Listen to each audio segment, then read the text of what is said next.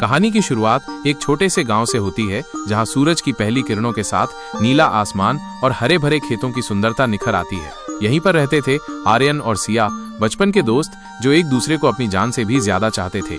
आर्यन के लिए सिया उसकी दुनिया थी और सिया के लिए आर्यन उसकी खुशियों का खजाना। एक दिन जब आर्यन और सिया गांव के पास के एक पुराने पीपल के पेड़ के नीचे बैठे थे, सिया ने आर्यन से पूछा, क्या तुम मुझे हमेशा ऐसे ही प्यार करोगे? आर्यन ने मुस्कुराते हुए कहा, सिया, मेरा प्यार तुम्हारे लिए अनंत है, ये कभी खत्म नहीं होगा। सिया के चेहरे पर मुस्कान छा गई और दोनों ने उस पल को मन ही मन संजो लिया। ये उन दिनों में से एक था जब उन्हें पता नहीं था कि उनकी जिंदगी एक sad love story in Hindi बनने जा रही है। जैसे जैसे दिन बीतते गए, उनके प्यार की गहराई बढ़ती गई, परंतु हर प्रेम कहानी की तरह उनकी कहानी में भी एक मोड़ आया। आर्यन के पिता ने उसे शहर जाकर पढ़ाई करने का फैसला किया। आर्यन के लिए यह एक कठिन समय था, लेकिन उसने सिया से वादा किया कि वो जल्दी ही लौट आएगा। ये वादा उनके रिश्ते का एक अहम हिस्सा बन गया और sad love story in Hindi का आरंभ बन गया। आर्यन के जाने के बाद सिया हर रोज उस पीपल के पेड़ के नीचे बैठकर उसकी राह देखती रही। वो दिन रात बस आर्यन के वापसी का इंतजार करती थी। उसने अपने दिल से कभी भी sad love story in Hindi जैसी त्रासदी की कल्पना नहीं की थी, लेकिन हर गुजरते दिन के साथ उसकी आंखों की चमक कम होती जाती थी।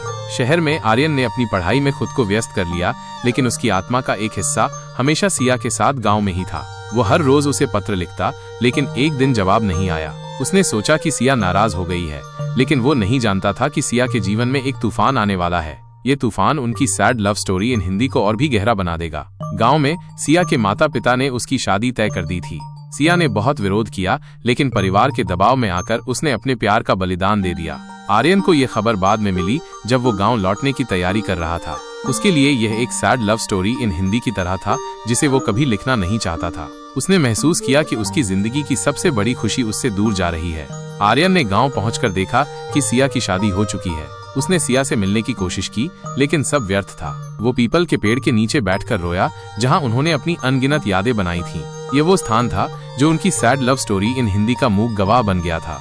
समय बीतता गया, लेकिन आर्यन का प्यार कभी कम नहीं हुआ। वो अक्सर उस पीपल के पेड़ के पास जाता और अपनी अधूरी प्रेम कहानी को याद करता। सिया की यादें उसकी जिंदगी का हिस्सा बन चुकी थीं। वो जानता था कि ये एक sad love story in Hindi है, लेकिन उसने कभी हार नहीं मानी। उसने अपने प्यार को अपने दिल में संजोकर रखा, जैसे कि वो एक अनमोल खजाना हो। कुछ वर्षों बाद आर्यन ने सुना कि सिया की शादी सफल नहीं रही। वो उससे मिलने गया, लेकिन इस बार सिया ने ही उसे रोक दिया। उसने कहा, आर्यन, हमारा प्यार हमेशा अमर रहेगा, लेकिन हम अब साथ नहीं हो सकते।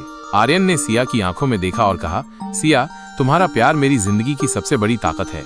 मैं हमेशा तुम्हारे लिए खुश रहना चाहता हूँ। ये सुनकर सिया की आंखों में आंसू आ गए, लेकिन वो जानती थी कि उनकी sad love story in Hindi का यही अंत था। इस तरह आर्यन और सिया की कहानी एक अधूरी प्रेम कहानी बन गई, जिसे लोग sad love story in Hindi के नाम से जानते हैं। उनका प्यार भले ही अधूरा रह गया हो, लेकिन उनकी यादें हमेशा जीवित रहेंगी। ये कहानी बताती है कि सच्चा प्यार कभी खत्म नहीं होता, भले ही परिस्थितियाँ कितनी भी कठिन क्यों न हो। आर्यन ने अपने जीवन को सिया की यादों के साथ बिताने का फैसला किया। उसने उस पीपल के पेड़ के नीचे एक छोटा सा मंदिर बनवाया, जहां वो हर रोज आकर सिया के लिए प्रार्थना करता। ये मंदिर उनकी sad love story in Hindi का प्रतीक बन गया, जहां लोग आकर उनके अमर प्रेम की कहानी सुनते और सीखते कि सच्चा प्यार कभी नहीं मरता। सिया और आर्यन की कहानी एक प्रेरणा बन गई, जो लोगों को सिखाती है कि प्यार की ताकत असीमित होती है। उनकी sad love story in Hindi ने कई दिलों को छुआ और ये साबित किया कि प्रेम की यादें समय की सीमा से परे होती हैं। कहानी का ये अंत सिया और आर्यन के अमर प्रेम की गवाही देता है, जो समय की रेत पर अपनी अमिट छाप छोड़ गया। आर्यन ने उस पीपल के पेड़ के नीचे मंदिर बनवाने के बाद अपने जीवन को एक नया मोड़ देने का फैसला किया। वो वहाँ हर रोज आता, सिया की यादों में खोकर प्रार्थना करता और अपने दिल की बात करता। गांव के लोग उसकी इस श्रद्धा को देखकर प्रभावित हुए और धीरे धीरे वो एक स्थानीय संत के रूप में जाने जाने लगा। उसकी बातें और प्रेम कहानी लोगों को प्रेरित करती थी, जिससे गांव में एक नया उत्साह भर गया। एक दिन जब आर्यन मंदिर में बैठा था, गांव की एक युवा लड़की नंदिनी उसके पास आई। उसने आर्यन से कहा, भाई, मैं आपकी कहानी सुन चुकी हूँ, ये सच में अद्भुत है। क्या आप मुझे अपने प्यार के बारे में और बता सकते हैं? Sad love story in Hindi Aryan ने नंदिनी को अपने और सिया की प्रेम कहानी सुनाई। उसने बताया कि कैसे उन्होंने बचपन से एक दूसरे को प्यार किया और कैसे परिस्थितियों ने उन्हें अलग कर दिया।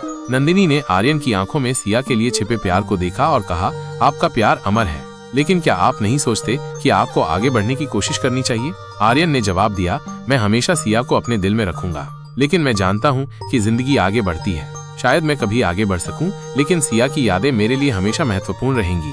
नंदिनी ने आर्यन की बातों को ध्यान से सुना और कहा, आपकी कहानी सच में प्रेरणादायक है। अगर आप चाहें तो मैं आपकी मदद कर सकती हूँ। हम मिलकर गांव में एक कार्यक्रम आयोजित कर सकते हैं जहां लोग प्यार और ईमानदारी की ताकत के बारे में जान सकें। आर्यन ने नंदिनी के प्रस्ताव पर विचार किया।